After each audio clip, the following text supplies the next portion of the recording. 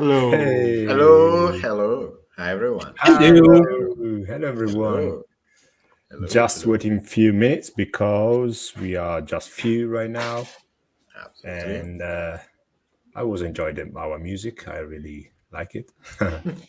I was singing, and Oh, let's play some music.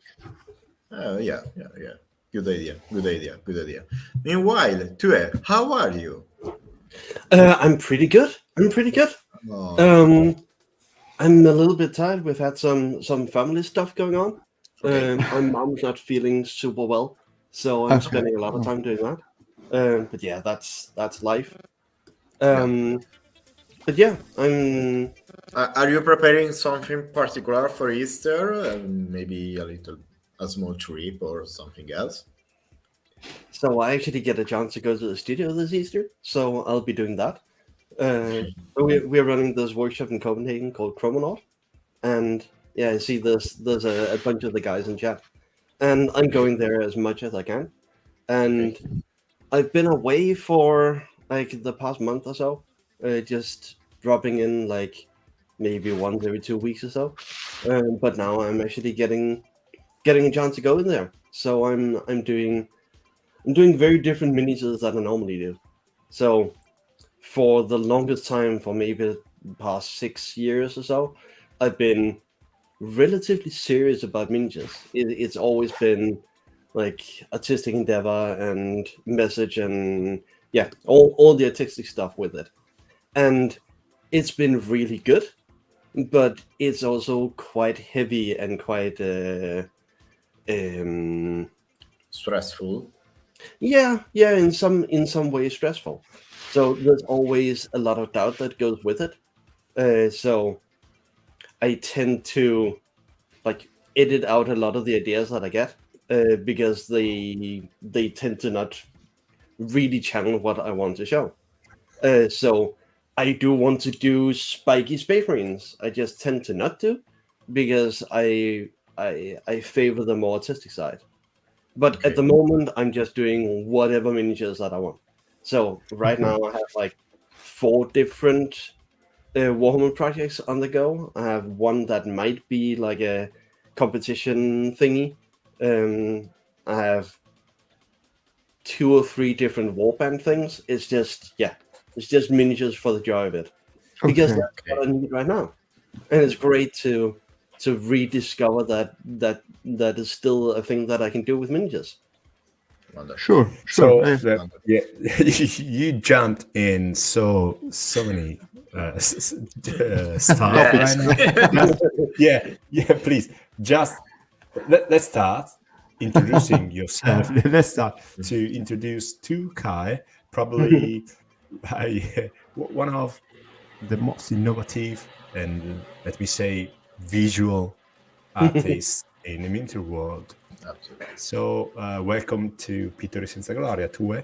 We are very pleased to have you here in this Absolutely. episode, and thank you to be part of this. And yeah, let's start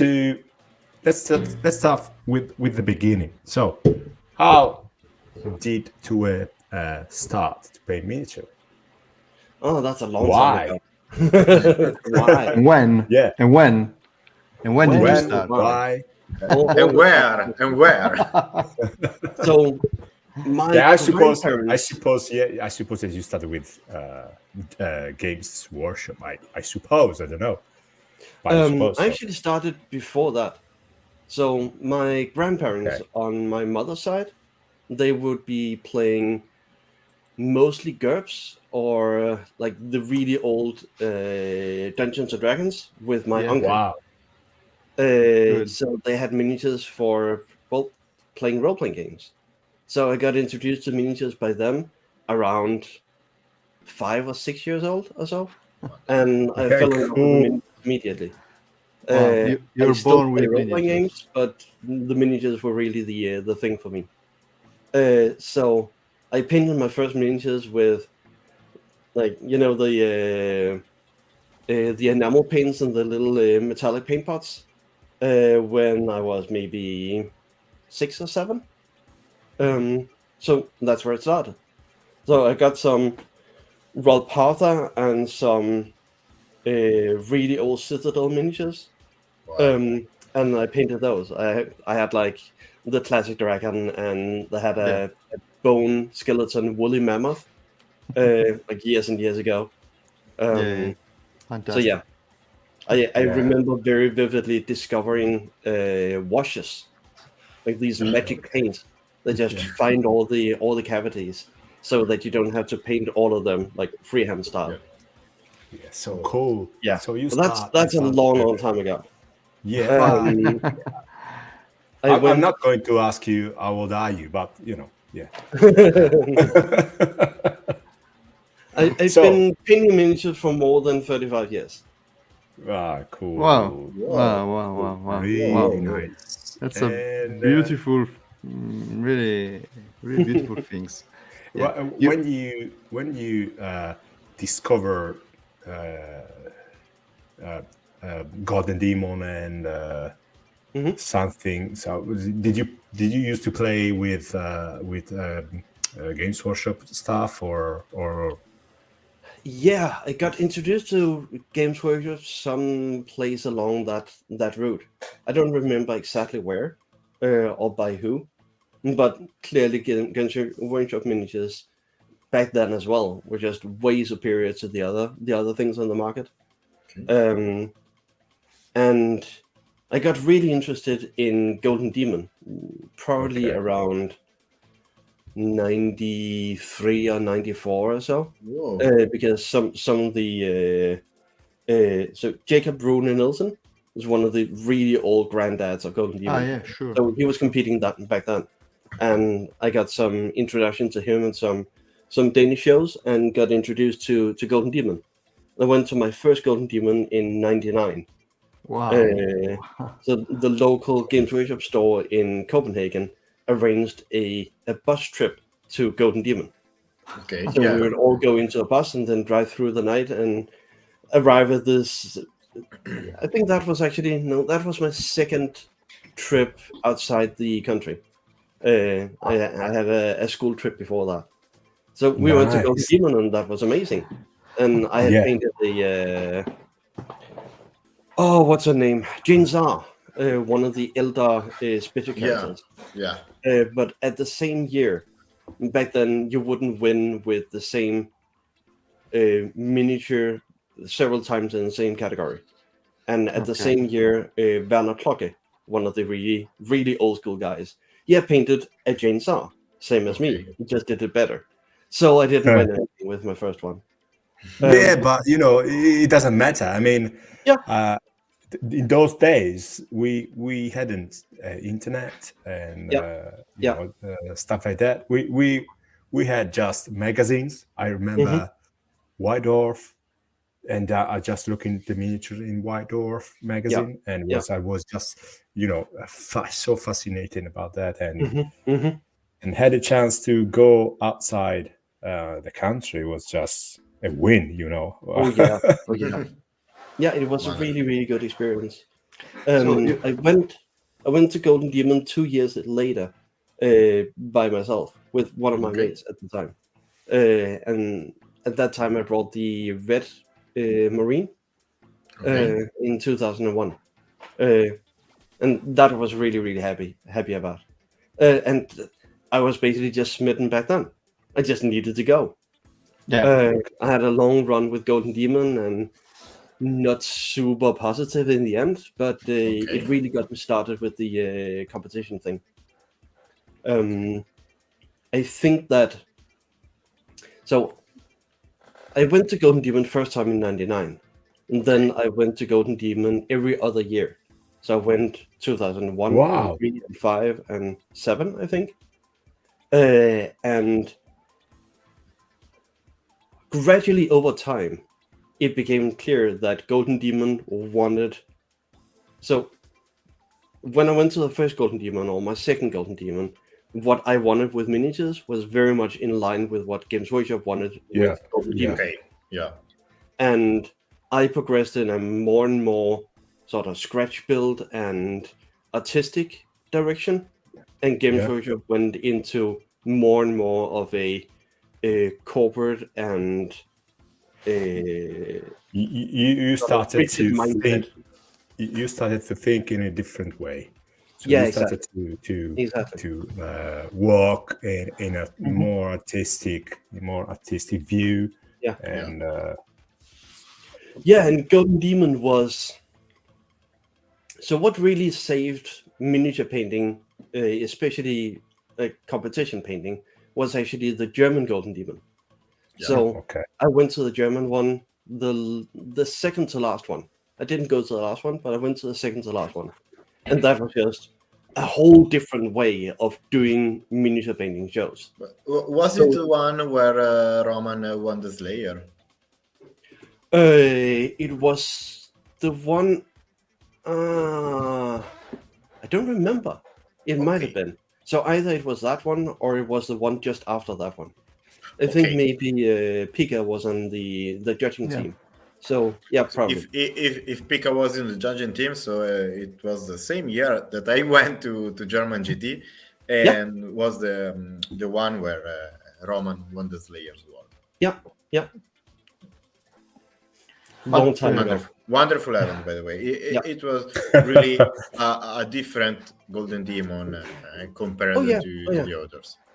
And for the first time, I went to a Golden Demon event, the only painting events back then, the only big ones at least, Okay. were the Golden Demon ones, for the fantasy crowd at least. Yeah. So going to Golden Demon was just the thing that you did. And the German one was all about connecting people and sitting in grass and drinking beer together and talking about what we do and having artistic and insightful discussions about what we wanted to achieve individually. Where the British one, at least back then, it's different now, but back then was very much you go to the event and then you put into the competition, very much of a competition. You put in your miniature into the competition, and then you go off and hang with your friends in a pub somewhere. You don't really attend the rest of the event. And then you do that until it's 4 in the afternoon, and it's time for you to pick up your miniatures and your possible trophy. And that was it. There was nothing like all the stuff that I really, really love about the painting events now. None of that was present at the Red Okay. Ones. But it's pity. there now with the modern Golden Demon because people have discovered how important it is at the other shows, and they're carrying that to Golden Demon now. Okay. Fabri, you was asking for something, am I right? I just don't know the year you were talking about, and I remember I have a very good memories from the German Golden Demon. I went there and I did a demo with Ben by my side, and Matt. There was a very beautiful community. We had a lot of fun in the hotel too, because we were all very close. It was in Cologne. Yep. It was a real beautiful event. I also had before the German Golden Demon, I had The French Spanish, the French and the Spanish. Both were very funny events, but the French was very. There was a strong community. So Jeremy was the leader in that moment, and he organized everything, the dinner before, and we had a lot of fun there. But there were only a few forum for the communities. So I used to go to Golden Demon also to visit the city. So it was a nice opportunity to visit cities. So I think especially the night before the German event, that meet up in the hotel where everyone brought their miniatures and everyone just mingled and talked together, and that was so sort of the heart of the miniature event. And let's talk about a bit of. You said that you began with when you were a kid Dungeons and Dragons miniatures, then Games Workshop, Golden Demon. But at a certain point, you felt the needed to run your own way. Why? What has happened? I mean, what motivated you to change in something else? I mean, use miniatures as expression of yourself. Why you did this? That's a really good question. I haven't actually thought about what sparked that direction. So It I started happens. something, It just happened. and I think that's a central part of it. So everyone was converting from the start, and then you would sort of look through the catalogs and look through the ranges and find out what you could combine, and then you would sort of hack off an arm and put an arm over there, and you would just convert the pieces together. And I would just gradually build bigger and bigger parts of the miniatures because I wanted. Yeah, that's a good example. I Let me wanted show. my own Mamma vision instead of just. Mamma mia. I mean, to put it really roughly, I think mostly painting is just applying a thin layer to an already established vision. Okay. And I wanted to bring more of my vision into miniatures. I don't exactly know what brought me there, though. Yeah, but, and so I've got this question all from the community, our community that follow what you're saying now. What inspires you? Where do you take ideas? And for example, you do a beautiful background. Let me say that if I have to think about one artist that used to paint a beautiful background, is you. Because I see, I see a lot of painters that nowadays are using the background, but you use in a certain way that it's so strong, so fascinating. So I don't know how to explain, but if I have to think about one, I think about you. I noticed also at the World Model Expo that your backgrounds to aren't something added just to show how good a miniature painter is drawing backgrounds. It's always something that enrich the story, enrich the miniature, and you can't imagine the miniature without your background. And of course, you can't imagine the background without the miniature. You always create something really complementary, really connected between the elements. And I mean, I can For talk me- about backdrops for hours and hours. So be careful what you get into. we have think time. We have time. We have time. I think that most people that do backdrops do it, from my perspective, not in the right way. So I think that when you do a miniature composition, I think backdrops is a really strong tool because you can do a lot of different atmosphere and ambience in backdrops that are very difficult to do without the backdrops. Yeah. But I think that people put generally way too much narrative into the backdrop. So if you have a miniature with a strong narrative and a backdrop with a strong narrative, like a lot of stories being told, a lot of things going on, then the miniature and the backdrop will be fighting each other for attention. Yeah. It's the same Okay. thing you do when you compose a color palette for a miniature. You don't want everything to be super brightly colored. You want some things to have bright colors, some things to be more mellow. And with backdrops, it's the same thing. So if you have a backdrop with like clouds and thunder and lightning and spaceships going through the sky and all kinds of stuff going on, then you want quite a tame miniature. Otherwise, they fight each other. But I see all the time people put lots of narrative into the backdrop and put lots of narrative into the miniature. When Yeah, I do agree. backdrops, I keep nearly all of the backdrops completely. Yep, that's a good example. It's So wonderful. that backdrop has just enough to set the scene, but Yeah. that one is just there to support the miniature with the setting and the ambience. That's all it needs to do. Yeah, probably at the moment we saw so many backdrops they told you I am strong in painting. That's the meaning of the backdrop, and it's not to complete the miniatures. It's only to show how how the painter balls are strong. So are big. People use backdrops a bit the same way that some people use freehand, Yeah, where Yeah. you don't add freehand to every surface that you can, because then it gets really messy. You want to add freehand to some surfaces in order to draw attention to those, but keep some surfaces relatively clean. yeah. I know that that's definitely sort of a taste thing, and the same is true for the backdrop thing. I mean, you can do plenty of things with backdrops. I'm simply expressing what I think is the right way to do it, but there's plenty of different ways that you can do it, and Absolutely. I'm not right.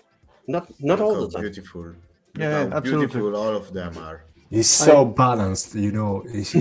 You wide the sheen, you know, even if it's constrained in few inches, but you wide, you know, the background there. Oh, it's so cool. Actually, I think the placement of the spaceship in this one is not in the right place. So, this is a Dogma 48 piece. Yeah. I'll get into Dogma 48 later. Oh, thank you. I was preparing a question for it. So this is Dogma 48 piece. So I have very limited time to do that one, and I did the miniature on one side and I did the backdrop on the other side, and then tried to put them together. Okay. But I wanted the little planes, like the little versions of the same spaceship that is in the backdrop, to be clear, because that's important for the narrative. But the spaceship got too big, so if I put it the way that I wanted to put them, it would obscure the little ones. So I had to put it sort of overhanging to one side. But when you put something overhanging like that, it looks like it's going somewhere. It adds speed to it when it's sort of leaving the frame. And I didn't want that. I just wanted that one to be just hanging around. Okay. So it adds speed, which I really didn't want, because I wasn't clear enough on the composition. Okay. But in a certain way, you tell with this image another story. So as you said, it's something. So I can't see your first image, so in your mind. So it works to me, this kind of movement of the ship. So it's clear to the user to see the ship is moving. It works. What inspires you? I mean,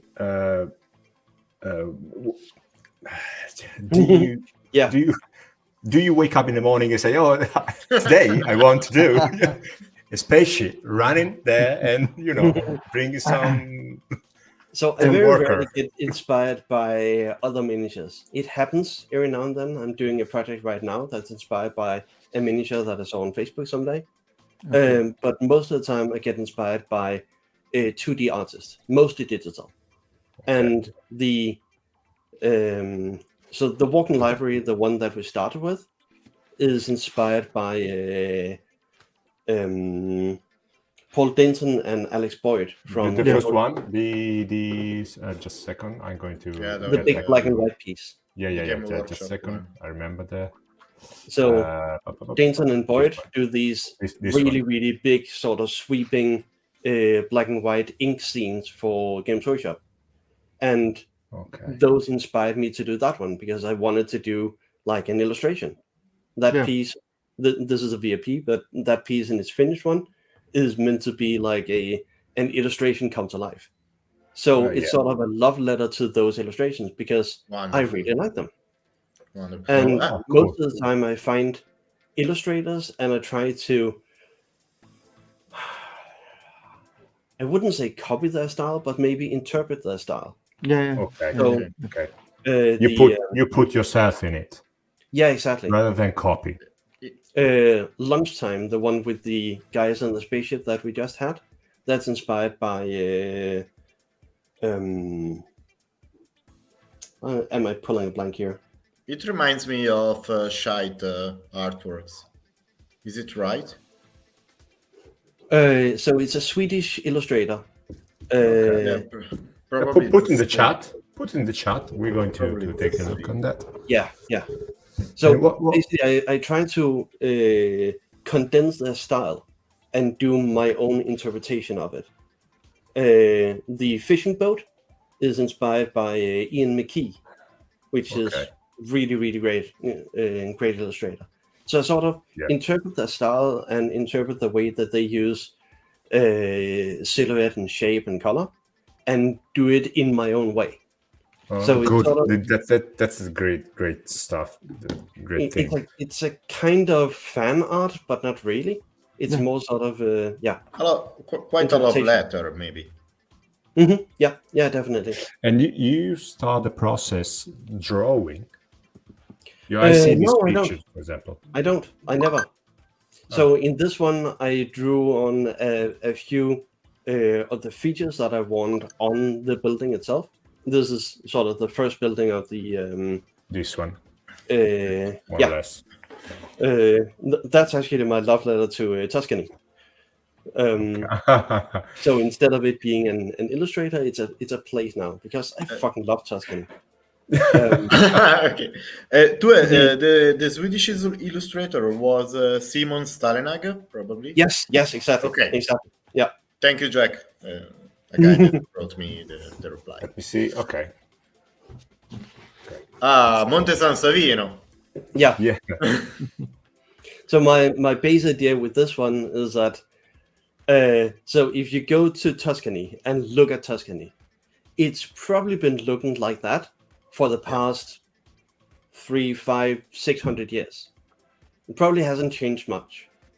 And that means that it'll probably not change much either in the next many years. So you're implementing stuff. You're implementing phone lines when phones get invented. You're implementing running water when that gets invented. But you just layer whatever is convenient on top of an already existing canvas. So that one is my vision for Tuscany, maybe 100 years in the future, because it'll look the same. They'll just also have a flying car because they're really convenient. Yeah. Nowadays we got the drone. We had it last time, the last edition.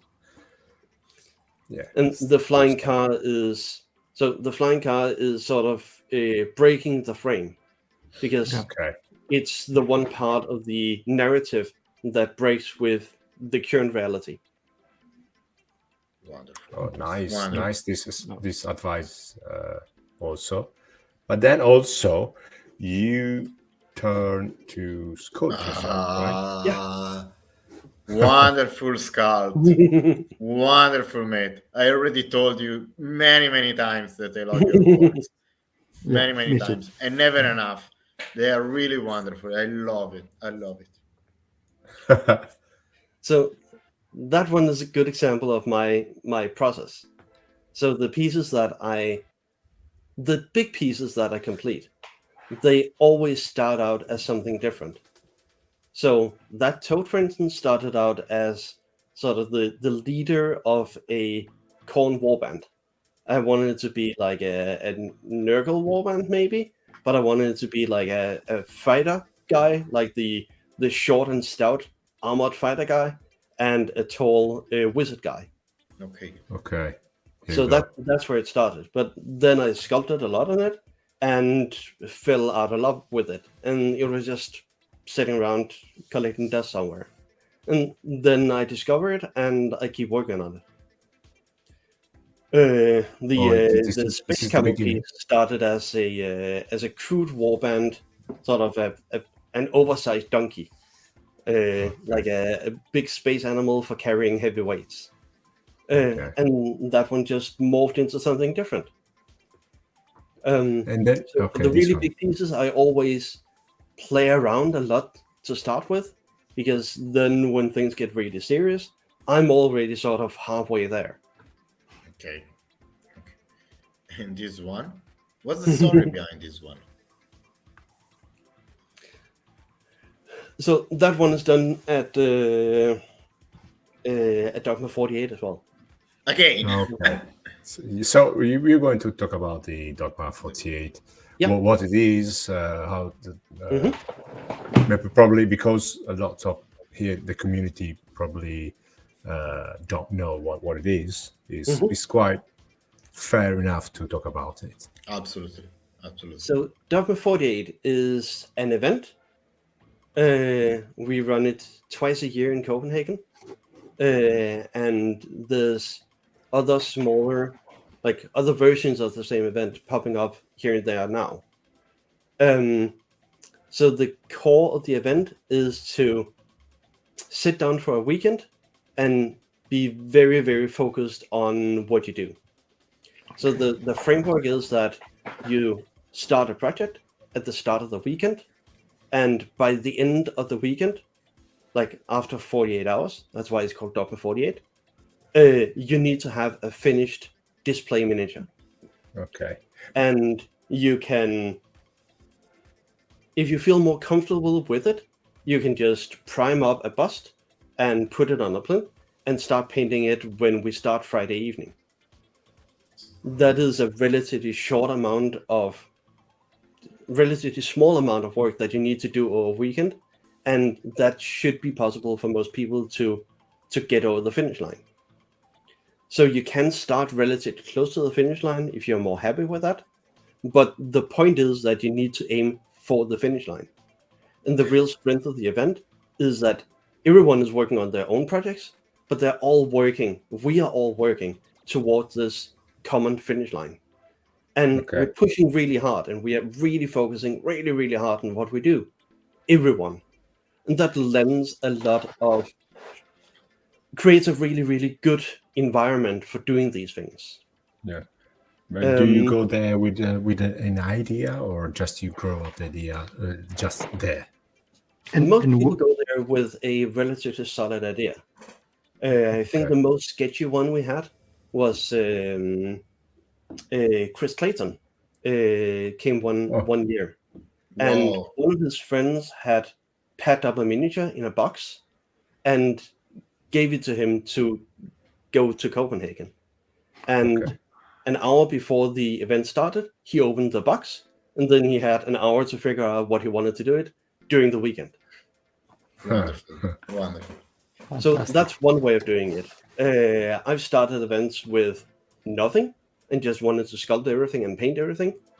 The one that we're looking at now was actually, the intention was to sculpt and paint everything, but when I had sculpted like most of it, I didn't really feel like just doing a super rushed paint job on top of it. I wanted to dedicate more time into detailing and do a really, really nice sculpt. So I changed my finish line sort of halfway through. Okay. But the point is that you need to aim for that finish line, and that gives you a lot of focus. And it's very common for people to envision things that they can't do at the start of the weekend. It's very common for people to encounter stuff that they don't really know what to do with, or do I go this way or that way? Do I paint it this color or this color? And normally those are the things that would result in a break. So normally you would just put down the piece and go and look at the television or look at social media or whatever, and think about what you want to do. But you don't have that time. So you need to ask everyone else about their opinion. You need to figure out what you want to do in a hurry, because otherwise you're just going to burn time not completing. And that is a very, very constructive but it's not a competition, isn't it? No, it's not a competition. Okay. Did I say competition? And where did you No, meet? no, because you said you have to, you have to finish the line, you have to, end up your work, and I thought that at a certain point, I thought that okay, maybe someone is going to win something, or just it's just for your own joy, right? Oh yeah. And where is it? Where did you met with all the? We're doing Dogma 48 in Copenhagen. So we are running. But the place is in a palace port, is in a garage, or So No. we're running a workshop in Copenhagen called Chromonaut, and Okay. we have everything you need for painting. So we have 16 paint stations set up. Wow. Okay. So Wow. 16 chairs with lamps and everything that you need. Everything's there to set up to Wonderful. work on. Nice, really nice. Good idea. Beautiful. Lots and lots of cabinets with lots of miniatures, lots of artwork on the walls, lots and lots of materials. And then people bring the miniatures, and then we sit and paint the miniatures. We go there every Wednesday, and we use it a lot for setting up workshops. It's like a club. It's like a club. Yeah, it is. Yeah, it is. Okay. It's like a club, but it's not based on gaming, which is what clubs normally are. It's just a club based on miniature painting. Is ever happened that someone slept inside the Chromonaut office to have more time? Felt asleep. Felt asleep on the table. During Dogma 48 or what? Yeah. In Dogma During the 48. Oh yeah, all the time. Okay. You're allowed to stay there and sleep if you like. Okay. Most people go home and get some quality sleep. For the first couple of dogmas, I was just pushing really, really hard and not really getting any sleep. But Dogma 48 learns you a lot of things. It teaches you a lot of things. Yeah. One of the things that you learn is that sometimes the hours that I put in now, they're not very constructive. If we just go home and sleep, they're going to be way more constructive after that sleep. Yeah. So just pushing on is not always the answer. That's a really good answer. And what about the community? How is the community there? Is big? Is small? Is tight? So we have a very good community in Copenhagen. We started Chromonaut 7 or 8 years ago, and when we started it, we didn't really have a community. We were just 4 people who really wanted to paint miniatures, and we were betting that we would be able to generate a community, and we have that now. So we have a community. I think we have 50 paying members or so. You pay a membership to be a part of this workshop, but you pay what you think it's worth for you. Okay. So not everyone pays the same. You can just pay whatever you want. Yeah. Just to support. It's just to support the community and the event. Oh yeah. That's wonderful. And obviously we need to pay rent. So we need people to pay into the account. But if someone has a lot of money, it would be fair for them to pay more money than some student who's really broke. So nice. Wow.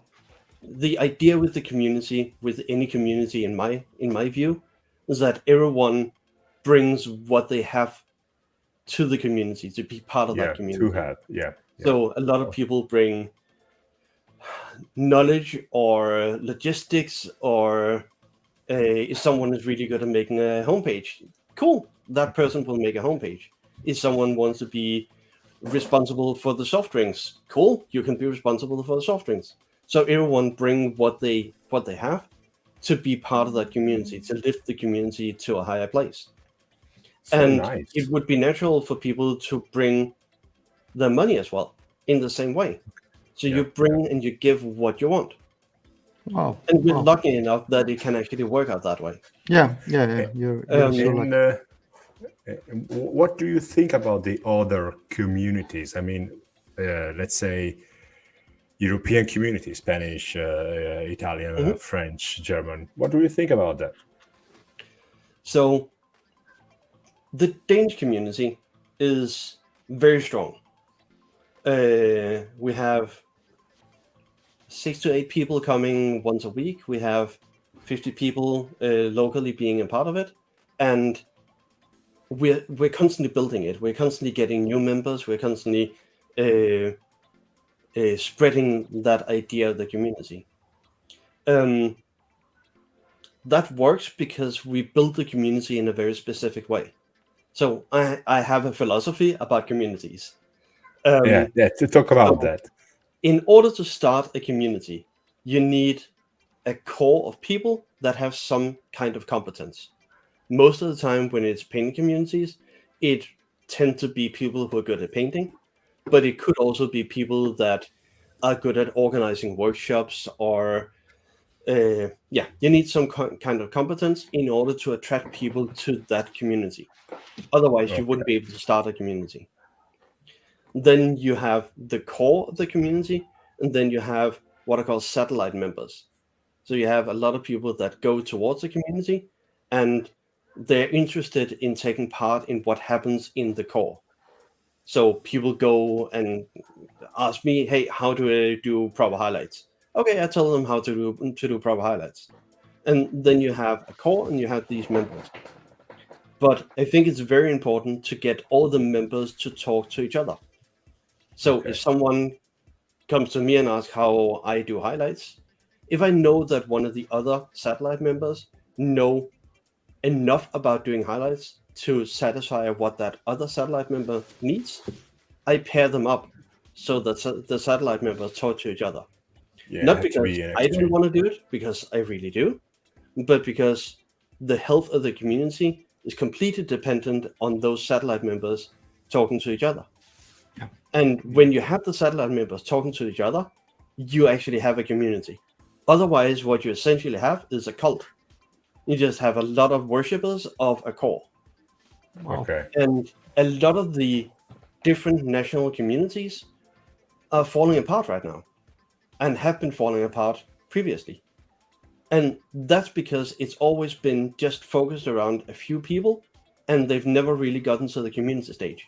It's always just been a cult. Yeah. And whenever that cult center falls away, the community evaporates. And that can happen for all manner of reasons. That can happen because the core moves, or most of the time right now it happens because the people in the core actually turn professional. So they do miniature painting, and they do teaching, and they do like veterans with like one-on-one teaching membership tiers and stuff like that. And they don't have time to do it for the local community. And it wouldn't really be fair to the patron people that you give this thing to whoever Yes, comes to your community, Yeah. but everyone else has to pay for it. Okay. So there's lots of reasons for the core to fall away. But if you put in the effort into building a proper community, the community can survive that. Yeah. And our community is growing the way that it is because we make sure that everyone gets involved. And when people know other people in the community, and when people invest into the community, they're way more likely to stay in that community and to keep giving to that community. So if someone in the community handles the soft drinks, then then that person is personally interested in that person's effort not going wasted. So they want the community to sustain. So they become missionaries for the community as well. So if they go to some event and see someone who's really good at painting, hey, come along, we've got this community over here. And it's sort of spreading itself, and it's drawing more people in because you now have a bigger and bigger footprint and a bigger contact surface with other people in the event. So you need to put a lot of effort in the start into getting people along. We also make sure to. So if someone Someone said the other day that he's not really happy with the way that our tables at the club is, or at the workshop. And I can see the point. They're like really big, thick, like plywood tables, and they only have support in the middle. So if someone is sitting in a corner and doing something, hammering or sanding or something, everything bounces around. It's going to shake the table. So he wants more stable tables. Yeah. Cool. Awesome. Find out how you want to do it. Find out what it will cost, and get to work. Yeah. So the community is everyone, and that means that no one thinks that they're just a customer that needs to get their needs satisfied. Everyone is building this thing together. Yeah, the thing is, it's quite important at this point, because I can understand that the community wants everything for free, but without thinking that it costs time, it costs goods and stuff like that. So if we help each other, it's better, in my point of view. We are doing Pittori Senza Gloria and Glorious Painter for free, for example, just for the love for the community. For example, Fabrizio is a professional painter, but he doesn't ask anything about this. He's doing this just for the love for the love for the community. Of course, probably like myself, like Fausto, there's a bit of ego, because we like to, we are in here talking in live. But this is so a small part of this that we do this just for love, and sometimes we'd like that has been recognized, the timing spent and all the things. For me personally, the community is also like a battery. So I have periods that I don't have a lot of energy, I don't have good moods. Winter times are always really rough. There's periods where I can't really supply a lot, I can't really give a lot because I don't have a lot to give. And there's other periods where I'm super engaged and I build all the time and I do all the time and I talk all the time. So I can use those periods to put energy into the community, and then when I need the community, it's still gonna be there to lift me up. Okay, good. Yeah. And before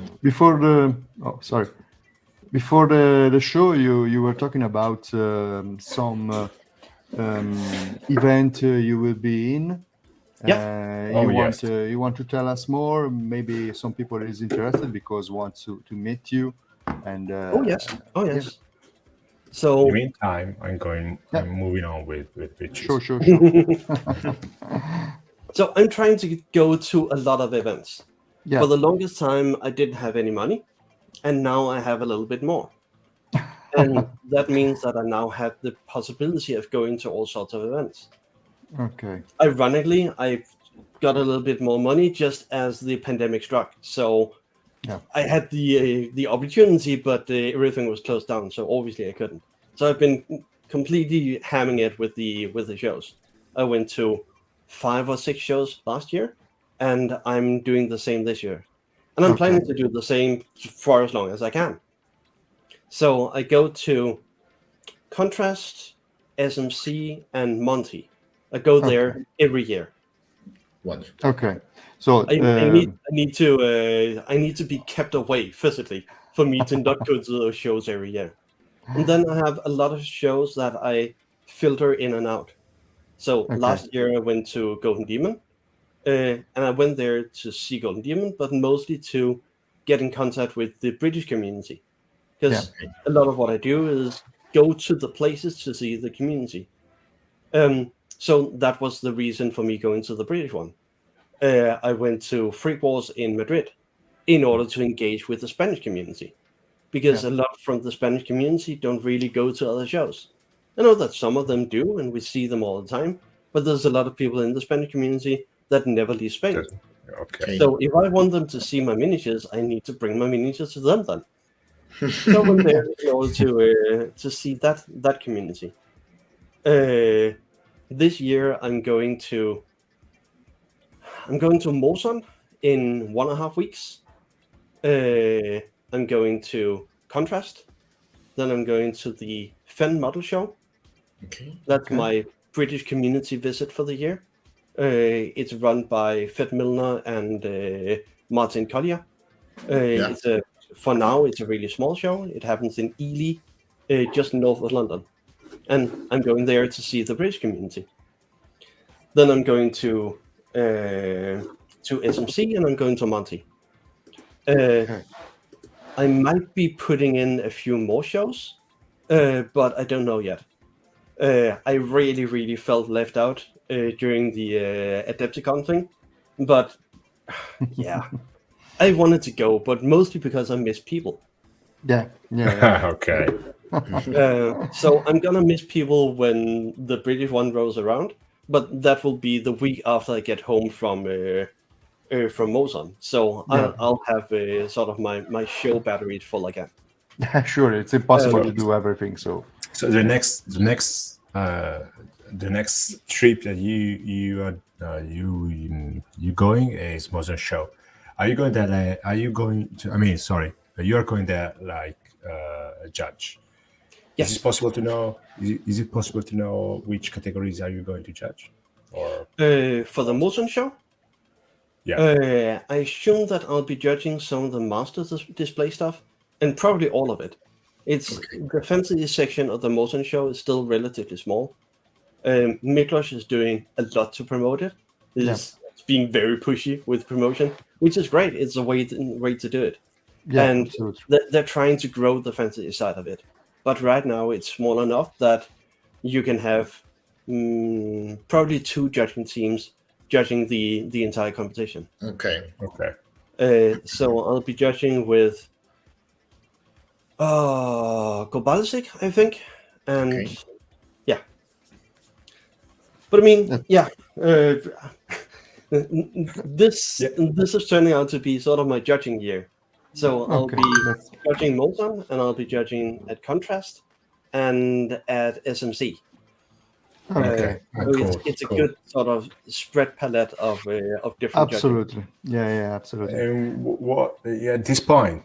So you're going to be really judging many contests. Yeah. At this point, what do you think about contests? I mean, do we need that? Not. You know, it is a spicy question in my point of view because I love go to the contest and play with that because I got my own idea. What's yours? So I assume that this is about contest or exhibition. Okay. So you could run an exhibition, and a lot of people would love to go to that one. You could run a contest, and a lot of people will go to that one. I think there's a lot of the people who would go to the exhibition who would also go to the contest. Okay. But I don't think there's a lot of people who would go to the contest for the concert thing that would go to the exhibition. Okay. Okay. So there's a few people who don't like the competition side of it. And they don't like competing. They don't like the feeling of like pitting your skills against the other people. And personally, I think it's a little weird to compete with art in that way. Why? But it's a really good excuse to get the people together. Okay. So I think competitions in their current form is definitely a good part of the community because it gives you a deadline to do contests or contest pieces for, and it gives you a reason to go there. Yeah. Where Okay. I think a lot of people would not go to an exhibition. That's a good point. So at But the moment, I also- think also- you're catching a bigger group with the competitions With the than you would competitions, with yeah. the exhibition. Right. But I But think also having said that, I- I think it's very important to have not in competition categories for the shows, so that the people who don't like the competing thing can go there and not compete, but still be Yeah. part of the show. Yeah, sure. Yeah, in my point of view, it's just a game. I mean, I'm quite relaxed. Maybe because I get older and I see with the right eye a competition. As you said, is in a chance to show Yep. what I did, and then the game. Okay, the game it wants that we have to compare each other. That's fine. It's not bad. I mean, that's fine. Today you win, maybe. Next time I will. No problem at all about that. In the meantime, I've just stopped on these pictures because this is the figure that you bought to ZD in the UK, and I really loved these figures. Yeah. Even if you did with a certain, how do you provoke? You wanted to provoke Games Workshop with this, but they I mean has been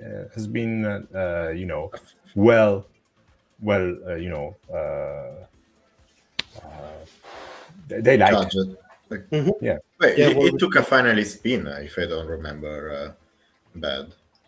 I got a highly commended with that one. Okay, yeah, commended. Yeah. So this gives you a good vibe. I mean, a good idea about Games Workshop. Maybe they are quite open mind.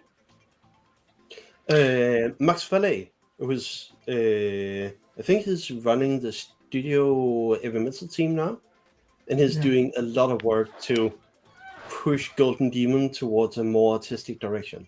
Okay. It'll never go all the way to SMC or Monty or some of the other ones. Yeah. But you're trying to push it in a more open way. And I think that's awesome. I also think that you need to bring things that don't fit into the template to the show in order for the judges to show recognition to those things. Yes. Otherwise, you don't give them a possibility of changing it. So you said that I brought that one to provoke, and you're right to some degree. I do my miniatures. Okay, so I do the miniatures because I can't not do them, obviously. Okay. I think that's true for most of us. Yeah. But yeah, a lot of the reason why I do the miniatures is in order to show people a different route that's available. Okay. So I do a lot of backdrops because I wanted to show people, hey, you can do this thing as well. I stay away by a large degree from all the war and all the violence spiky and all the Games Workshop stuff, and go for more softer and sort of everyday slice of life things. Okay. Because that should also be something that you can do. I try to open the door to walking a different way than the one that people have been walking so far. That's sort of my main idea with what I do with miniatures. It's what I really want to achieve. And the Golden Demon entry is no different. I wanted to show people that you can do a different thing than what you've been doing for years. And with Golden Demon, you need to be a little more subdued. You can't do something completely out of left field, because then it'll just be outside of the scope. People will just not really take it seriously if you do something that's completely out there. So you need to push a little bit more gentle with Golden Demon. I have a question. Sorry. Backdrops, for instance. Martin Gomez did a backdrop, like a death figure on a... Yeah, I remember. The orange one. The orange backdrop. And I saw that first time I went to Monty, and I figured, that's cool. That's really cool. I want to do my version of it, but I want to do way more of that. It's this one. Backdrops really hard since then. So obviously I didn't invent it. I didn't come up with the idea. I mean, backdrops have been a thing for years. I remember seeing like all John Blanche backdrops from like 20 years ago. But I wanted to bring it more into the fore. I wanted to introduce it more into something that is contemporary, something that you can do. So I'm pushing it really, really hard, and it's really catching on. There's a lot of people doing backdrops now, but there wasn't like 8 years ago. So I'm not claiming ownership of it, but it's a good example of what I want to do. I want to open the door to more possibilities, so that more people can have as much fun with miniatures as I do. I have a question about the Golden Demon entry, but probably it's just a curiosity. Did you created the idea before buying the ticket, or did you first buy the ticket probably with the intention of bringing a provocation piece? So I was sitting in the chat of one of the streamer feeds, like one of the Twitch streamers, and we were talking about the ruling of Golden Demon. Okay. And all the different categories start by saying, okay, so this is Age of Sigma single. And then the description is that this category is for figures from the Age of Sigma world. They could include and so on and so forth. That's a description of all the different categories, except for the diorama one. The diorama doesn't mention figures. It simply says this category is for scenes in the Warhammer universes. Yeah. So since it doesn't specifically name figures and all the other ones name figures, I must assume that you don't need to add figures. Wonderful. So that's the way it started. Then I bought some different bits of terrain and took them all to Dogma 48. And my idea was actually quite different than what I ended up with, but I couldn't really make my idea work with the terrain that I could get my hands on, so I just needed to do something different. And then it sort of morphed from there. So the first idea was that, okay, so I don't need to do an entry with figures. Okay, I'll just do one without. And then it sort of morphed into...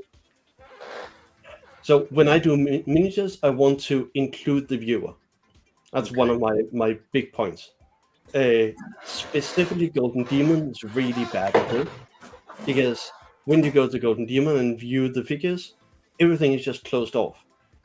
So if you have a classic battle scene with some spray cans and some whatever, if you know the story, you can be sort of included, but you can just be on the outside and look into what's actually going on. You're never invited in. It's just this world that happens outside of you. Okay. With my figures, the one that we're looking at right now is a good example. I want to invite people in. I want them to feel what it would be like to be there. So this one is meant to be like a scene with someone taking a photograph, but I didn't include the photographer. Because I want there to be something for the viewer to invent. I want the viewer to think about what they think is going on. So I always leave room for interpretation. And that means that all my pieces have all kinds of different interpretations about what's going on. Because this one is one of my favorite. Because you combined sci-fi, fantasy, historical, backdrops. That's correct. And look at how the background is just little touches. So the idea with this one, normally I would say with all my model work, that you always need to condense what you want to do. So a good example is that I think most busts that get released right now, they're probably 3 or 4 times as big as they should be. You could probably remove like 60-70% of the resin of every bust that gets released, and you would have a better product. because you can just Okay. cut away everything that isn't essential. Let me see.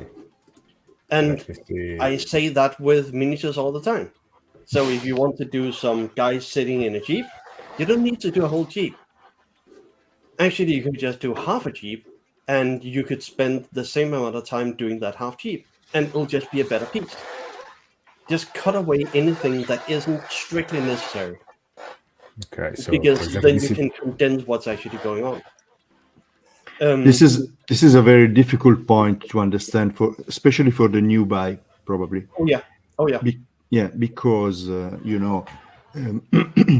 the first thing you learn is just, I don't know, do several layers of of on the base to create something more interesting, and Yeah. this is not the true Exactly. way to. Exactly. So And most people come from wargaming, Yeah. where you need a lot of different miniatures, and Yeah. they naturally put that into figure art, and that's not the way to do it. Yeah. I think it's very, very important to cut away anything that isn't useful, because at best it's just a time sink. It's just something extra that you need to spend time rendering to some degree. You can paint it primitively, you can paint it quick, but you need to spend time painting it. Yeah. And at worst, it's going to dilute what you want to show. I mean, even this one probably has way too much on it. I think the whole section with the yellow lights, that could probably have been not there, and it would have been stronger. So I'm I guilty love of it as well. It's fun to build more stuff, Yeah. and it's tantalizing to add more detailing and more interest to the miniature. But if you add too much interest, same point with the backdrops with the narrative, same point with the freehand all over the place. If you add too Yeah. much, it just becomes too much. That's a great example of me doing the exact opposite of what I'm saying right now. yeah. But this is a big sheen. And, Yeah, it is. so, And the idea is to have it be completely overwhelming. yeah. It was a real blast when I saw this in Monte. For me as well.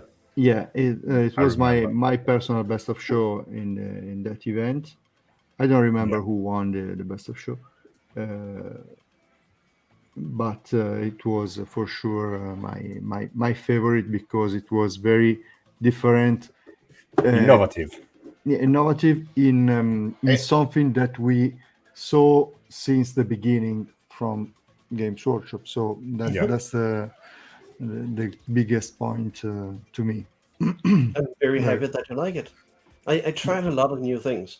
So this is the first of my really big backdrop pieces. When I tried really pushing the backdrop, it's so when I went to my first Monty, Banshee had painted a Chaos Warrior, and Yeah. the Chaos Warrior had a skull in his belt, and that skull had painted on shadows. And that was just a tiny little detail, and I thought, hey, that's really, really cool. I want to do some more of that. So painting on shadows was not really something you did when I did this piece, but that's what I did here. So those were the two things that I really wanted to push with that one: backdrops and painted on shadows. That's so And nice. I think you quite achieved it. Yeah, absolutely. And then I Also saw with- this one as well. I think, by the way, the best of show was the bike that year. Sorry? The best of show the year that I brought the black and white walking library. I think it was the military modeling bike. The bike. the bike from Luciano. No. No. Anyway, different that years. doesn't matter. By the way, Yeah. I remember perfectly this one as well. Yeah. I saw this in Monte, and it was the first time that I saw the background like this. It was really, really nice to see. And was this born too in Dogma 48 too? Sorry, come again? This project was created in Dogma 48 too, or is The space camel, that one? this the camel one? No, not at all. Not at all. Okay. The camel is way more hours. I think the camel is like 600 hours. But the dragon that we saw before, the dead dragon with the Yeah, that's Dogma 48. that one when it was in Dogma 48. Yeah. Space I camel was see. many hours. Yeah, because I see very detailed, very Yep. tiny details. Do you study a lot those details, or do you have to study for those details, or just you feel you do what you think? So You every put down. project that I do, that's actually something that's I tell to everyone. So every project that I do will have at least one, probably two or three, but no more than that, completely new things. Things that I haven't done before. Okay. Because that way I always move forward. I always learn stuff. Okay. But you can't do too many new things, because then if all the new things don't turn out well, you just drown in them. So you need some things that you know how to do in order to make sure that the project is a good feeling, a successful project. With this one, there was a lot of wire work, like the tassels underneath the saddle and the stirrup. That was all new to me. That's all like hand knitted with the copper wire and stuff. Do you have a mentor for this kind of stuff, like Marion Van Gils, for example, or No, not really. or just you do your own? I've been doing miniatures for many years. Okay. That's a trick. That's a good answer. I love it. I love all your works, by the way, but because usually you don't put, except in this one, okay. But there is always the perfect amount, the perfect amount of details, and every detail is really incredibly well done and studied. So less is more, as always. So with it's a really the good space rule. camel, the orange backdrop one, I wanted to. So it's getting relatively common to paint some pieces of the model really roughly, so that other pieces of the model can be more rendered and more fine. And that means that all the fine stuff looks even finer. It looks even more rendered. It looks better because you have all the rough stuff. I think it's the same thing that you do with bases, where you do like really natural bases. And if you put a really natural base on a really bright cartoony paint job, it just looks more bright and more cartoony because you have that contrast. Okay. And I think that's a really good idea with painting, to do the rough and do the fine, to strike a balance between the two. For years, it's been the only way to paint would be to put the same amount of effort into every surface. It's still what is judged by Golden Demon, for instance, because they've been judging the same way for years and years. It's just starting to open up in other fields as well. This model, I wanted to take the rough and fine into the building process as well. So there's a picture a bit further down, I think, of 3 jerry cans, like 3 fuel cans. And that one describes really well what I wanted to do. So it's got the 3 fuel cans on the back behind the radar. Just a second. Yeah. This one. It's about this. Okay.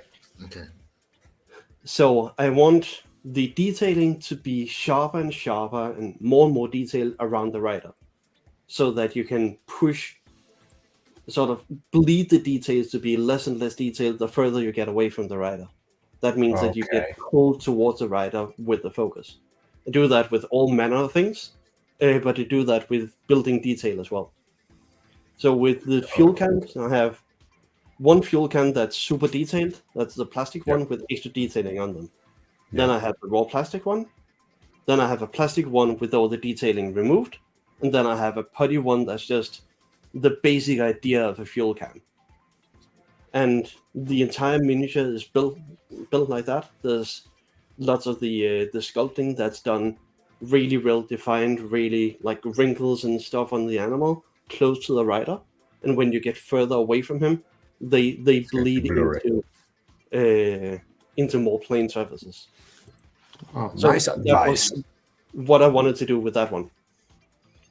I was so nervous about it taking it to the show because I was so nervous that people wouldn't get the idea and just think that I had been really lazy. But it turned out really well. Yeah. I mean, remember when you're trying to push some of the borders, when you're trying to make a new direction, you're always going to be nervous. Yes. So the black and white piece, the walking library we talked about earlier, Yeah. I put a lot of hours into that one. I put in mostly the last month before the show. So Okay. when I went to Italy, so none of the figures were painted like 4 days before the event. So they had like a priming and airbrush, but none of the lines and none of the detailing were painted. Okay. So I had been painting a lot, and I was so insecure and so sort of overfilled with the project that I didn't want to put it into master. I wanted to put it into standard ambient instead of master ambient Wow. because I was so disillusioned by the project. okay. Wow. And now you are moving towards the 3D stuff. I am. So I really like sculpting. I especially like sculpting physical sculpts, like the one with the toad with the twins on top of it. I really love that kind of thing. It was But- 3D or physical? Which So one? the toads are physical, and Oh. the stuff that we're looking at now is 3D. Okay. The flowers, okay. I mean Yeah. the toad with the two guys on it. Yeah. Physical. My issue is that we all have limited time on this earth. At some point, we're not going to be able to do miniatures anymore. And the more time you spend doing a certain miniature, the less time you have to do other miniatures. That's And I would estimate that digital sculpting is probably it's probably 3 times faster for me than Okay. physical sculpting is. yeah. Okay.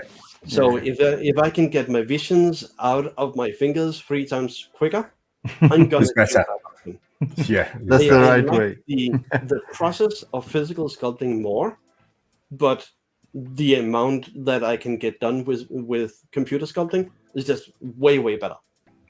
Okay. Yeah. I agree. Do you So I prefer really sculpt like or at the paint? moment I'm doing a project where I'm doing some sculpting. It's like a really small Space Marine scene. It's the one that I do right now that might turn into into a competition piece. So Okay. basically for anyone who is into the 40k world, it's a Space Wolf Marine. So one of the Space Marines who is more sort of Viking themed. And they have these really big wolves with them. They have small wolves, and they have something called a thunder wolf that's like a horse-sized wolf. They have riders on them. And the scene, a Space Sorry, Marine- in the meantime, I lost some comments. Yeah. If someone else can help.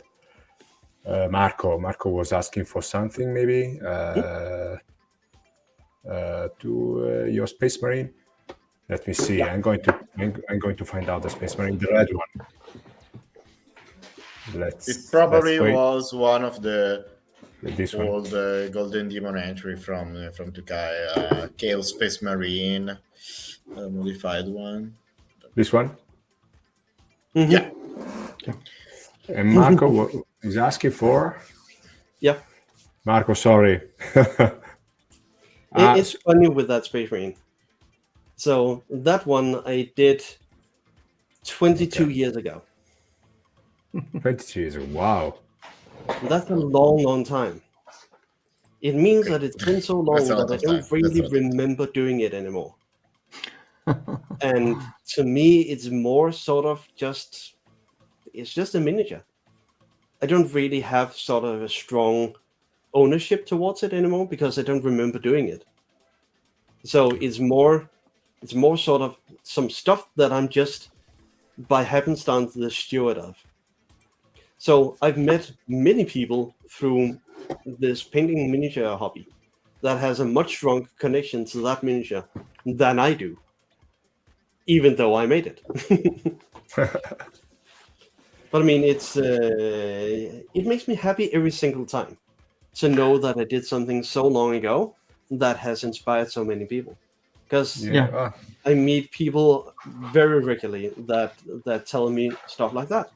That, oh, I saw this one so long ago and it really got me inspired. What That's more could you cool. want? Yes, indeed. I agree. Absolutely. Okay. Do So- you have a question?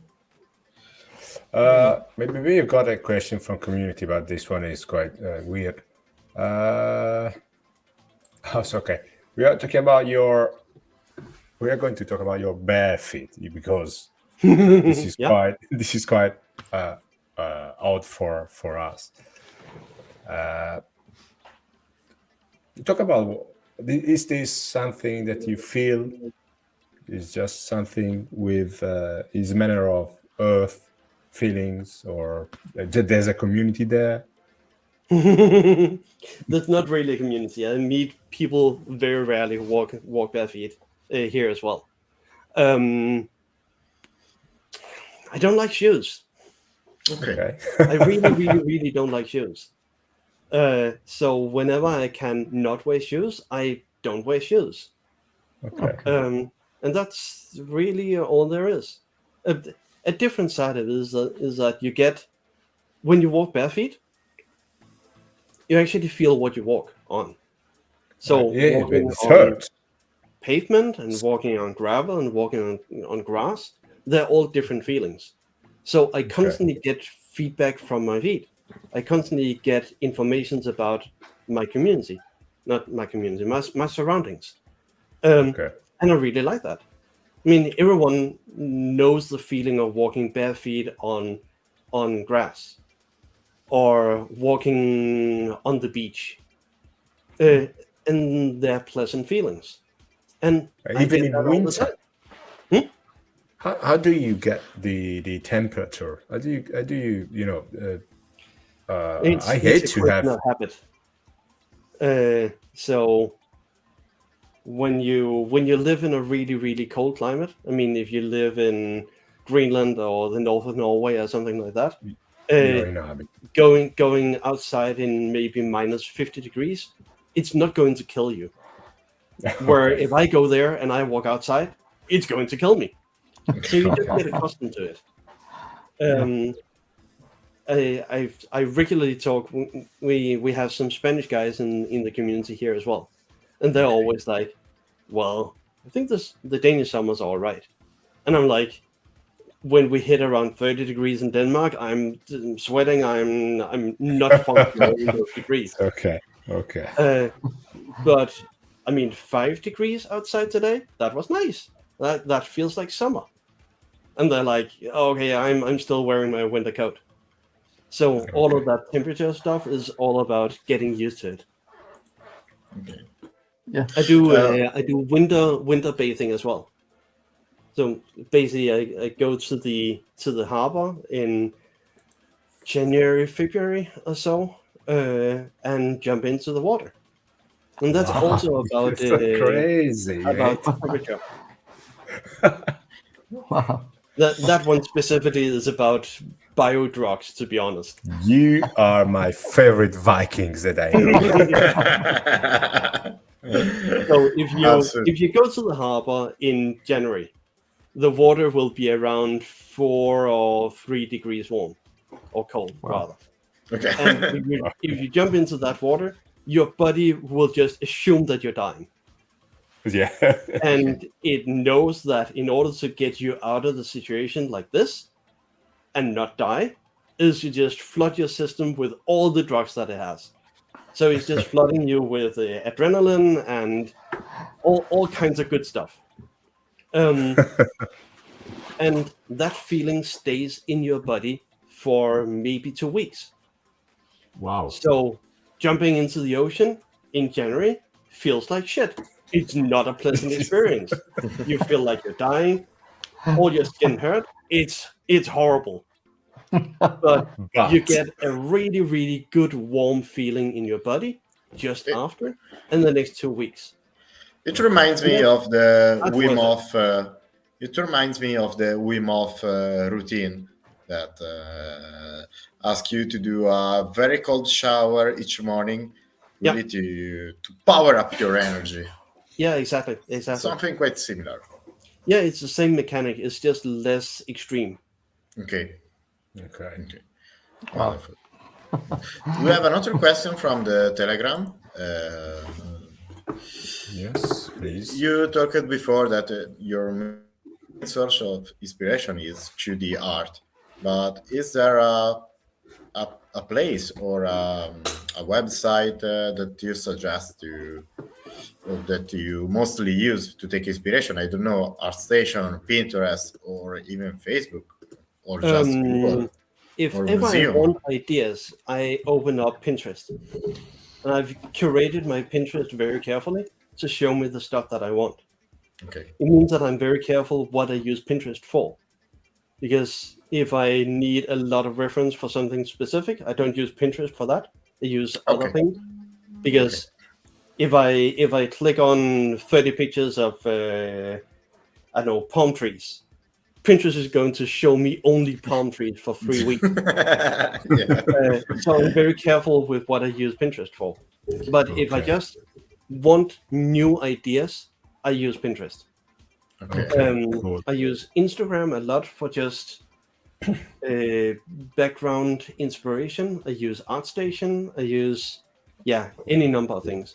I No, also use a lot of- Midjourney? Hmm? Midjourney? Or you have to go there. No, we can have just a very quick stop in case. Don't worry. I think that AI art has started on a very unhealthy note. Okay. So Okay. they're inventing the new thing, and the first thing they do in order to start it is just steal a bunch of stuff. Okay. It's kind of like the same way that you got European economies stolen by just stealing a bunch of Africans and getting their worth. Okay. It's sort of what money people do. They just steal from whoever can't defend themselves or can't defend their What their they're doing. and then they're just spinning that into more money, and that's where we are with Midjourney or Stable Diffusion as a more broad thing. I think AI art is definitely something that we just need to coexist with. Yeah. I think the dangerous part of it. Okay, so I forget the exact term for it. So every new technology has a curve of implementation. So when the internet launched in the first place, hardly anyone was using it. So you had a few institutions using it to send messages within the institution or to other institutions. And then it sort of spread to other people. And then those people spread it to those they knew, and they started implementing it and started doing new browsers for it and different things that you could do for it. And then it really kicked off. And then you have a really steep curve for a lot of people interacting with it, like the internet bubble was what it was called at the time. And then you hit a spot where no one can really be brought onto it anymore, and then it sort of slowly curves out again. Okay. And then this is the new baseline. Okay. So that's the case with every technology. That's the case with internet. That was the case with mobile phones, with electricity, with coal, with everything. Everything We need has time. a curve like that. We So- need time to absorb the we need time to Yeah. absorb the innovation. Yeah, exactly. My worry with the AI thing right now, with Stable Diffusion, with GTP, the chat engines as well, with all Yes, the AI stuff, that right now we don't know where on that curve we are. Yeah. So if we are, I mean, AI assisted stuff has been a thing for a long time. Yeah. When you open up Photoshop, there's a bunch of brushes in there that have machine learning in them. So if you open up Photoshop and use the watercolor brush, it's going to do watercolory things. Yeah. And that's machine learning. That's AI.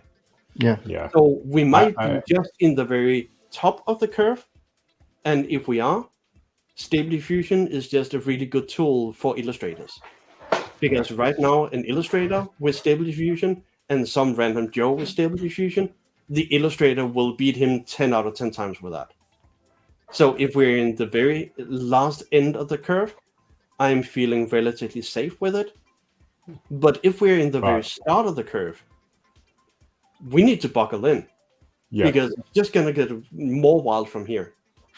And I read this thing, afternoon. especially with more broader things, with weapon systems, with the way that we police our social media, all that kind of stuff, can be completely dominated by AI, and that is scary. Yeah. Well, also, I read That was this such a afternoon. tangent from Midjourney, but yep, no mind. No, I was saying that I read this afternoon that with GPT, there's been a lack of information about a big company because the employer was using the AI, sorry, for helping the job, but they were putting the sensitive information about the company, and then. Yeah, and then OpenAI became owner of that information. So has been a lack of sensitive information about this company. So it's getting in That's trouble. why companies don't use Gmail. It's because when you send company stuff with Gmail, it becomes Gmails. Yeah. And Marco Orselli is asking, what do you search? Yeah, what do you search, or what do you look in the other figures, and what do you like Of what other you like paintings about the other painters? What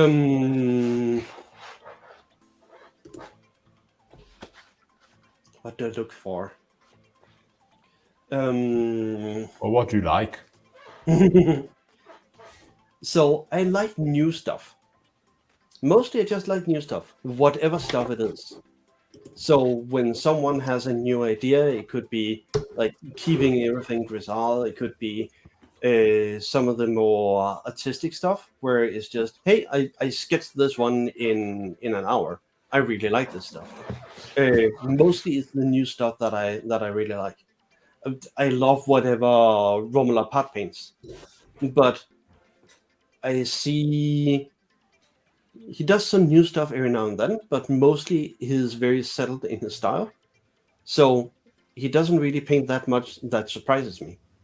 But I really love to see stuff that surprises me. I do love seeing competence as well. I mean, whenever Darren Latham puts out something new, I'm looking at it because I think that it's amazing.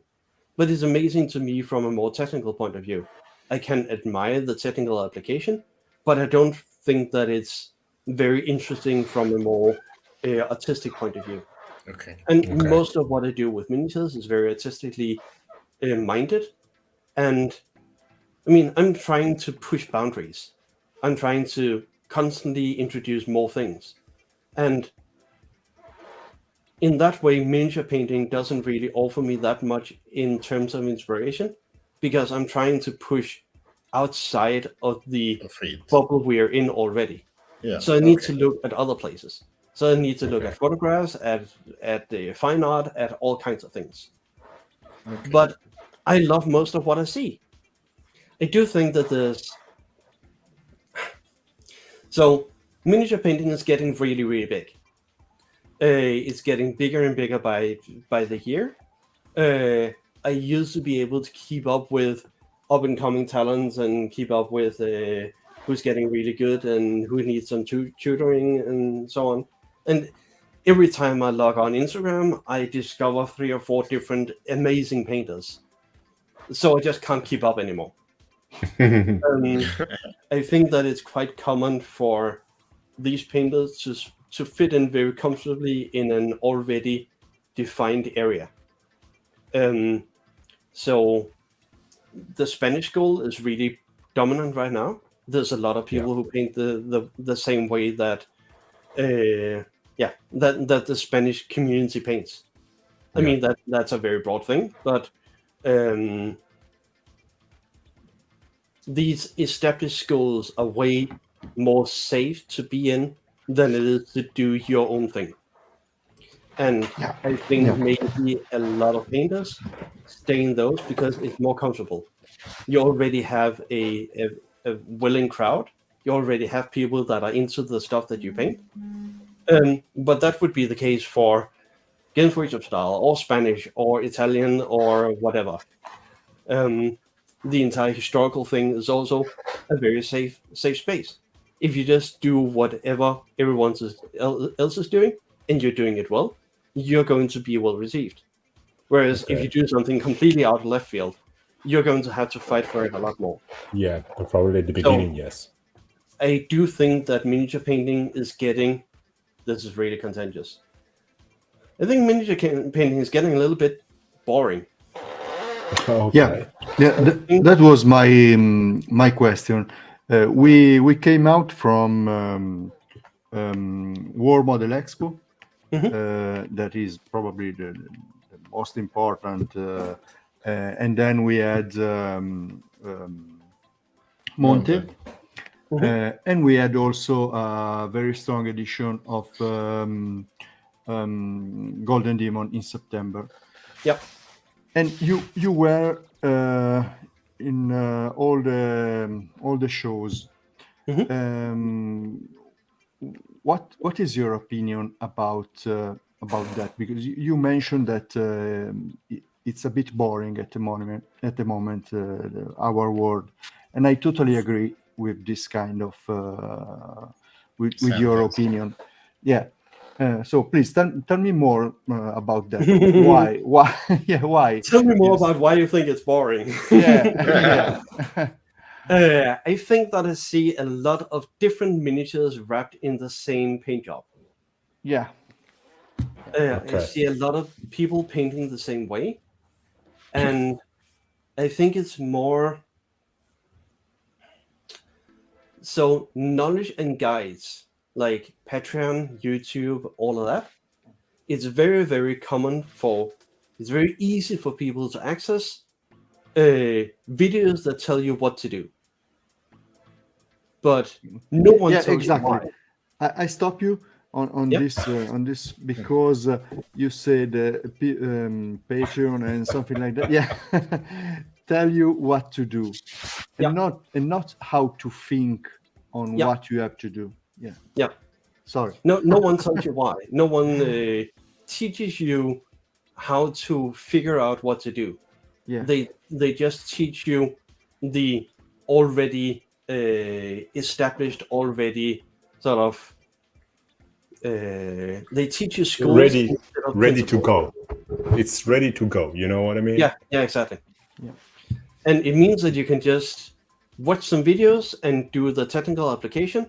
And if you can do the technical application relatively well, you can do paint jobs that are very close to the very best of them. Yeah. But the very best of them, they're done by people who know why to do it. Yeah. I mean, no one paints non-metallic metal like Kirill. Yeah. And that's because a lot of the stuff that Kirill does is stuff that he thought out himself. Yeah, I mean, it being fast food painting, really good example. absolutely. Good word. So Kirill knows why he does what he does, and that's why it's good, and that's why he continues to be good. That's why. But also On the probably rare because occasion that we get paint jobs out of him now, out of Russia, by some other guy linking it through some weird underground tunnel or however else it gets to us, it's always new, it's always fresh, it's always him doing the thing. well, Because he probably knows because why, yeah, not just how. but probably because he has lots of background, like you, like Mhm. anyone else that is used to paint since years and years and years. Yeah. And And so many mistakes, probably. yeah, Yeah. we always say that Yeah. the mistakes are useful. You know, Mhm. Always, you have to always useful. always. Always useful. Yeah. And at the beginning, probably you like a style, you want to emulate that style, Yep. and you nowadays it's quite easy to find out how to do that Yep. without thinking, without has all the process behind that. Yep. It's like doing a cover in music. It's easy to do. It's easiest. The analog. Yeah. Absolutely, absolutely. And I think we achieved a good point in this interview. No, Stan? Come If we need to be a little bit more lenient with it, so a lot of the people that I find now, when I talk about going onto Instagram and finding 3 or 4 different really excellent painters, most of the time these painters have been painting for maybe a year, maybe 2. Yeah. Lots of them started during the pandemic, and that is just not enough time to establish your own style. Yeah. Moses Yao is a really good example. Yeah. So Moses just burst onto the scene and he did a lot of, let's be honest, copy paint jobs. So the first 10 different paint jobs that he did was just copies of other painters' work. And that means that then he learned all the hows, and he's starting to learn the whys now. So the stuff that he puts out now is more his own stuff, because he's already put in all that effort, he's already established all the how, and now he can start to implement his own why. So a lot of them have just not gotten to it yet. I would expect, I would hope, but I would also expect that we'll be getting a lot of new traction, a lot of new views, a lot of different things, maybe in 2 years. Yeah. I think, and this is me putting on my future glasses, Okay. I think that there's a schism forming right now. So a long time ago, there was a schism forming that had fantasy miniatures break off from historical miniatures. Yeah. So those became 2 different things, and they have different rules and they have different ways of doing it. There's a slight schism between the different schools and different environments of people painting.